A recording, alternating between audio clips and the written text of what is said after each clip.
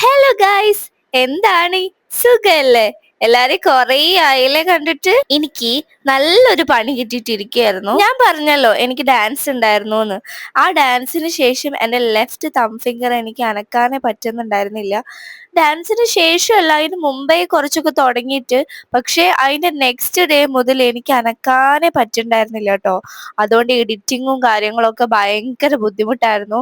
Type ചെയ്യാനോ ഒന്നിനും പറ്റുന്നുണ്ടായിരുന്നില്ല. And ഈ ഒരു പോക്ക് ഞങ്ങൾ പോയതിന്റെ ഉദ്ദേശം എന്ന് വെച്ച് കഴിഞ്ഞാല്, ഞങ്ങൾ ഗോൾഡ് എടുക്കാനായിരുന്നു പോയിണ്ടായിരുന്നത്.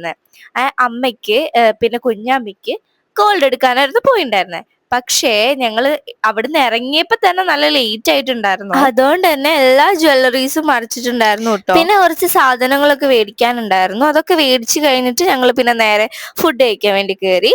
ഫുഡ് പിന്നെ മുഖ്യാണല്ലോ. ഈ ഒരു റെസ്റ്റോറന്റിലാണ് നമ്മൾ കയറിയത്. ഇവിടുത്തെ ആംബിയൻസ് എന്ന് പറഞ്ഞു കഴിഞ്ഞാല് അടിപൊളിയായിരുന്നു. ശ്രീ ഗുരുവായൂർ ടിഫിൻ അങ്ങനെ എന്തോ ആയിരുന്നു പേര് കേട്ടോ. അടിപൊളി റെസ്റ്റോറന്റ് ആയിരുന്നു കേട്ടോ. നല്ല ആംബിയൻസ് ആൻഡ് നല്ല ഫുഡും ആണ്. അവിടെ എത്തിയപ്പോ കുഞ്ഞാമ്മി പതിവ് പോലെ ന്യൂ ഫ്രണ്ട്സിനൊക്കെ ഉണ്ടാക്കി എല്ലാവരായിട്ടും കമ്പനി ആയി. പിന്നെ ഞങ്ങൾ ഫുഡ് ഓർഡർ ചെയ്തു. ഞാൻ ഓർഡർ ചെയ്തത് ദഹി പൂരി ആൻഡ് പിന്നെ അച്ഛൻ ഓർഡർ ചെയ്തത് പ്ലെയിൻ ദോശ അങ്ങനെ എന്തോ ആയിരുന്നു. നല്ല ടേസ്റ്റി ആയിരുന്നു കേട്ടോ.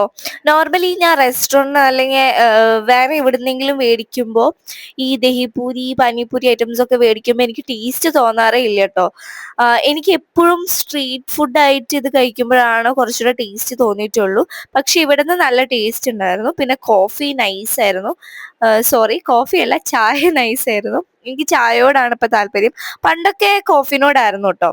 പിന്നെ ഇതാണ് നമ്മുടെ റെസ്റ്റോറന്റ് വന്നിട്ട് അടിപൊളി ആംബിയൻസ് ആണ് പറഞ്ഞ പോലെ. അത് കഴിഞ്ഞ് ഞങ്ങള് അവിടെ ചീരങ്കുഴി ഷഷ്ടിയോടനുബന്ധിച്ച് പരിപാടിയും കാര്യങ്ങളൊക്കെ ഉണ്ടായിരുന്നു. അപ്പൊ ഞങ്ങൾ അങ്ങോട്ട് കുറച്ചു നേരം പോയി.